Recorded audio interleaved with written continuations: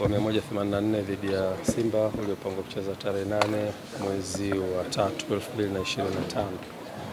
Uongozi wa klabu ya Young Africans pamoja na ukiwa umeambatana na excom wake wote pamoja na mtendaji mkuu uliweza kukutana na Mheshimiwa Waziri na Mheshimiwa Naibu Waziri, Mheshimiwa Katibu Mkuu, Mheshimiwa Naibu Katibu Mkuu na mwenyekiti wa Baraza la Michezo la Taifa kwa ajili ya kujadili kitu ambacho kilitokea. Bahati nzuri klabu ya Young Africans ikapata nafasi ya kufikisha yale ambayo ni msingi kabisa yanayohusiana na mchezo ule, na baada ya kufanya hivyo platform ambayo Mheshimiwa Waziri na jopo lake walitengeneza, dhamira yake kubwa ilikuwa ni kusikia nini kinachotoka kwa viongozi wa Young Africans,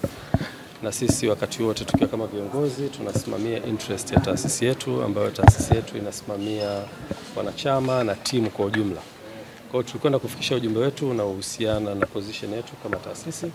lakini pia Mheshimiwa Waziri na timu yake wakatusikiliza kwa kirefu, wakapata nafasi ya kuuliza maswali, kujua, na tuliweza kufikisha ujumbe wetu vizuri. Na Mheshimiwa Waziri alikuwa na mwanzo mzuri kwa kueleza kwamba platform hiyo sio platform inaweza kufanya maamuzi, isipokuwa ni platform ya kutafuta solution ya tatizo ambalo limetokea. Kwa hiyo alikuwa anataka kujifunza kutoka kwa Young Africans nini hasa kinachowasibu na nini position yao. Kwa hiyo tumeweza kufikisha yote ambayo tunastahili kuyafikisha kama viongozi,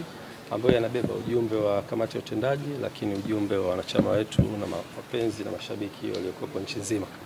Ujumbe huo umefika, Mheshimiwa Waziri na timu yake umepokea,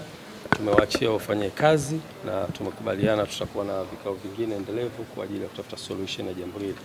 Kwa nichukue fursa hii kuifikisha message hii kwenu kwa wanahabari